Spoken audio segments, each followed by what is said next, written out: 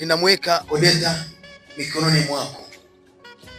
Yale Baba umetendea na yawe utukufu kwake na kwako Mungu, iwe baraka kwake, lakini pia iwe baraka kwa kanisa, katika jina la Yesu Kristo. Uweza wako na mamlaka, Roho Mtakatifu shuka ukamfunike na kuificha shuhuda zake na ziwe dhahiri,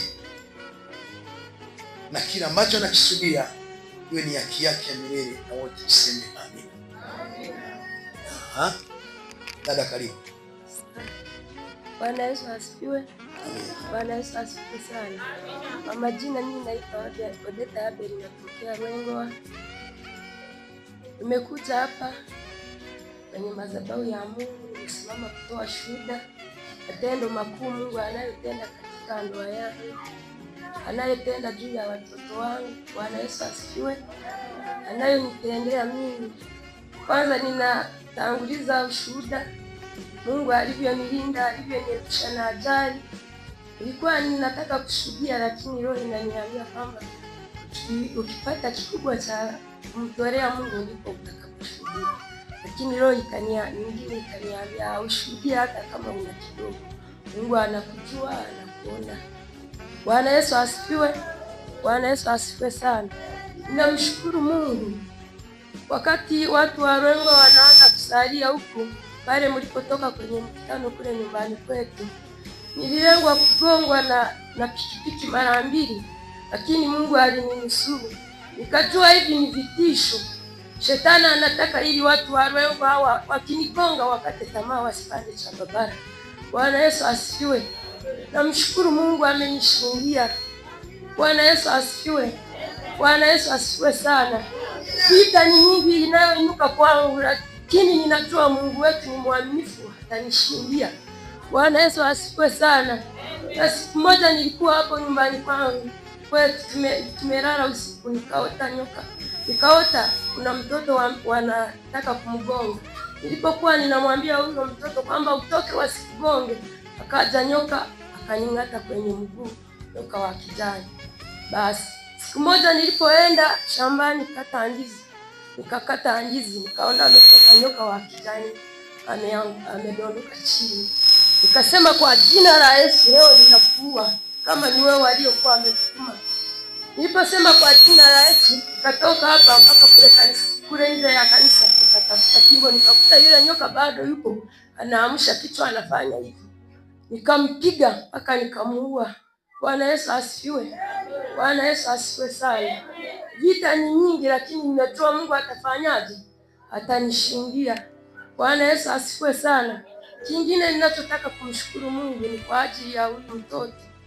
Huyu mtoto alikuwa anaumwa. Tulipokuwa tunaenda huko hospitali wanapima, tukazunguka mafamasi, wanatuambia eti ameugua UTI na malaria.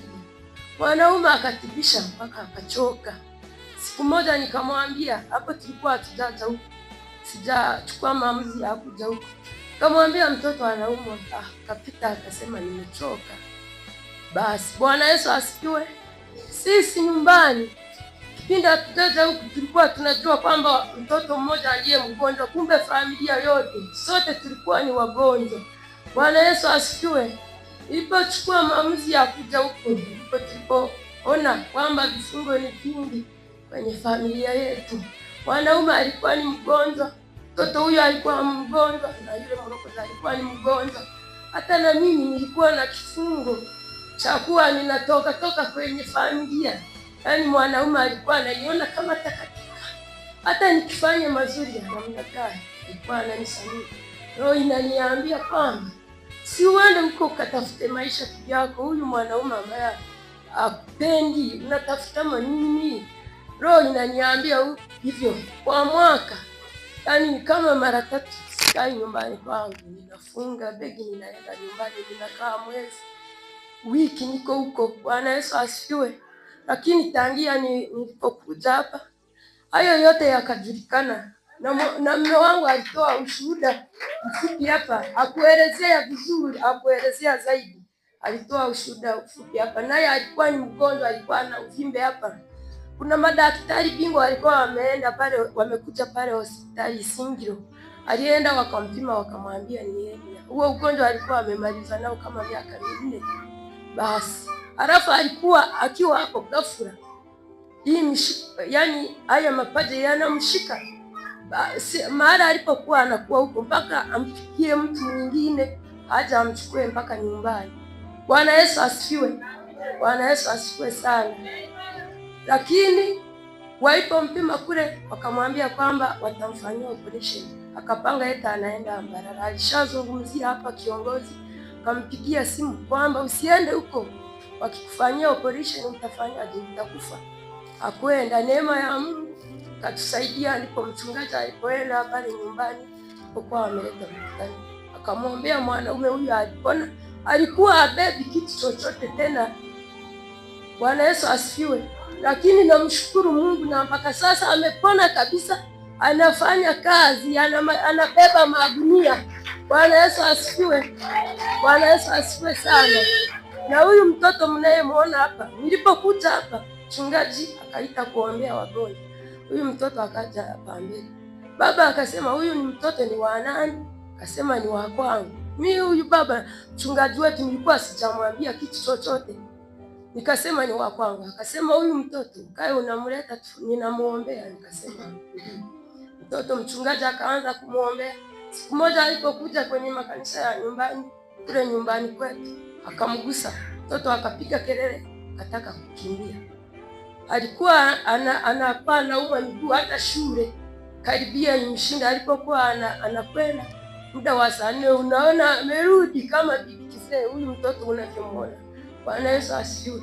Lakini tangia siku hiyo huyu mtoto amepona, anaenda vizuri, anacheza kama watoto wengine. Bwana Yesu asifiwe sana. Sifa kwa Bwana. Ninamshukuru Mungu. Na mimi sasa hivi nimekaa kwenye mji wangu. Wenda ningekwenda huko, ningeitwa maraya. Bwana Yesu asifiwe. Bwana Yesu asifiwe sana. Namshukuru Mungu kuona Mungu wa madhabahu ya hapa amefunua yaliyokuwa yamefichwa upande wa familia yetu. Bwana Yesu asifiwe. Bwana Yesu asifiwe sana. Na mpaka sasa majaribu yanazidi kuinuka kwangu. Wananisengenya, wananiundia kiasi kwamba mimi ninahubiri, sasa hivi sina eti aibu ya wanawake, hata na mwanaume ninamhubiri, lakini ninajua hivyo ni vitisho. Nitaendelea kumtumikia Mungu hata majaribu yakiinuka kiasi gani. Niliahidi kwamba mimi sina cha kumlipa Mungu. Nitazidi kumtumikia.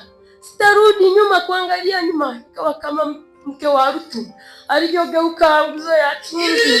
Bwana Yesu asifiwe. Bwana Yesu asifiwe sana.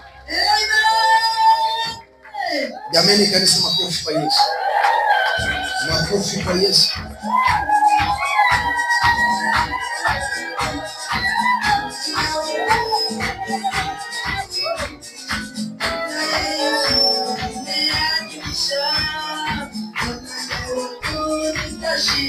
Katika jina la Yesu. Haleluya. Kwa kazi mama anayoifanya ni kubwa sana. Lazima ufalme wa mbinguni utarusha mishale na mashambulizi. Haleluya. Ukiona mchungaji amesimama, kuna huduma inaendelea, alafu ukapenda ile huduma au kile kituo, ukapenda ile matunda yanayotoka kwa mchungaji, mpaka asimame Mungu amtumie, mapito kama haya, mashambulizi kama haya hawezi kukosa. Yatatoka kwenye familia, yatatoka kwenye ndoa, yatatoka kwa majirani, yatatoka popote pale. Kwa sababu gani? Ni kile kitu mchungaji anachokuwa amekibeba. Haleluya. Mchungaji anakuwa amebeba ukombozi, uponyaji, uokovu. Haleluya. Sasa mama alichokibeba toka alipofika hapa kimemponya mtoto, mme na yeye na hata wengine warengwa. Haleluya. Ujio wake wa mama huyu, na baada ya Mungu kumbariki akapona, na wengine warengwa wakaja. Haleluya. Na tukaenda huko tukaweka mkutano. injili ikahubiriwa, Yesu akajulikana kule, watu wakaokoka, watu wakaombewa na kupona. Haleluya! Kupitia mtu mmoja wengine wameokolewa. Kwa hiyo ufalme wa giza, pepo wachafu, wachawi, waganga hawezi kufurahia jambo hili. Lazima wamjaribu, lazima watege mitego. Kama inasikia kama labda ameota ndoto, amekutana na ajali na hiki, lakini bado mkono wa Mungu uko pamoja naye. Haleluya! Alicho nacho ni cha thamani, na Mungu kama amemuita, na Mungu amesema kama alivyomwambia Petro, kwako nitalijenga kanisa na milango ya kuzimu haitakushinda. Basi nyuma yake, mbele yake kuna mkono wa Mungu unamlinda. Hata Ibilisi afanyeje, hatafanikiwa. Bwana Yesu asifiwe sana. Na kwa sasa anaonekana anatabika kutoka Rwanda kuja mpaka huko, lakini nachokueleza mpendwa, miezi michache, wakati wa Bwana unafika, watakuwa na kanisa la kwao.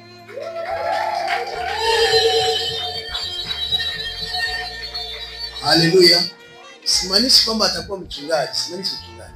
Na maanisha Mungu anasikia kilio chao na taabu yao, hatimaye Mungu atawafungulia mlango na njia, kiwanja kipatikane. Haleluya! Alafu kisha tutakuwa tuna kanisa kule Ibare, Rwengua, Sikensio na kule pote tutakuwa tuna kanisa mle katikati. Haleluya! Na tutakuwa tunakwenda kule kuhudumia Jumapili, Alhamisi vile vile. Makofi kwa Yesu.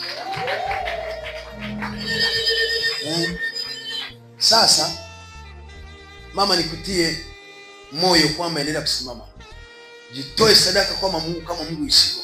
Endelea kuhubiri, endelea kuweka mikono juu ya wagonjwa na wengine wapone. Kama Mungu alivyotenda kwako kwenye familia, ndivyo vile vile anavyoweza fanya hata kwa wengine, ukisimama kwa mamlaka hiyo. Bwana Yesu asifiwe sana. Haleluya. Niliona hapa Jumapili iliyopita kulikuwa dada mmoja hapa Muislamu nafahamu. Sasa wakati naomba alipodondoka chini, mama huyu alimfuata mpaka pale alipokuwa. Toka, choma na pambana, yani yeye para ashiki kufunga kanga tu. Anaweka mikono juu ya wale wago. Kwa hiyo Ibilisi, wachawi wameshatazama alichonacho ndani na kiu yake. Wenda yawezekana ndicho anachokiomba. Nami niponye. Haleluya. Nami niokoe wengine. Nami Mungu nitumie. Bwana Yesu asifiwe sana. Leo sasa ndio siku yake, anapewa nguvu nyingine kuliko hiyo. Apewa sipewe. Apewa sipewe. Makofi kwa Yesu. Na hitimisha hivi. Malizia. Bwana Yesu asifiwe. Alafu hapo nilikuwa nimesahau kidogo. Nilipomuua yule nyoka, nikakuta kule mguu niliona anang'ata, nikakuta umevimba. Lakini nikasema mchungaji wetu alishatufundisha kwamba tusiwe tunamsubiri yeye, tuwe tunaomba. Nikagusa nikasema kwa jina la Yesu, kama hamtaki niende Chababara nitaenda. Na sasa hivi mguu hauvimbi tena. Haleluya. Akaota ndoto nyoka na mng'ata, alafu asubuhi yake akakuta mguu umevimba na unauma. Akakemea, akaondoa, akadondoa vyote. Lakini bado pia ikipita siku moja mbili, yule nyoka alimuota kabuna na kumpiga kamua. Ibilisi aliweza akuweza? Akuweza. Makofi kwa Yesu. Vizuri, tumemaliza. Basi. Mwisho namshukuru Mungu, na sadaka kadogo nilipokaleta. Inua sadaka yako juu katika jina la Yesu Kristo. Hii ni shukrani kutoka kwa watumwa wako kwenye familia hii. Kama Mungu ulivyosikia shuhuda yake mama huyu, na ibariki sadaka yake iwe ya thamani mbele zako Mungu. Na kupitia sadaka hii na itamkia familia, uzao, ndoa, katika jina la Yesu Kristo. Sadaka hii na iamuru ya damu ya Yesu Kristo, na iwisha sadaka hii, na ifanya kuwa bora na ya thamani. Kupitia sadaka hii apate kibali pia katika kazi anazofanya, ulinzi upate kuwa ndani ya familia yake, ni ndoa. Katika jina la Yesu Kristo, mikono hii ninaiweka juu yake, uweza wako na mamlaka ushuke, ongezeke kwake, na ninakemea mitego, mishare au nyoka washambuliaji wanaomshambulia katika jina la Yesu Kristo. Yahame, toka! Mkononi nimeweka juu yako Odeta, ninaamuru uweza wa Mungu uwe juu yako.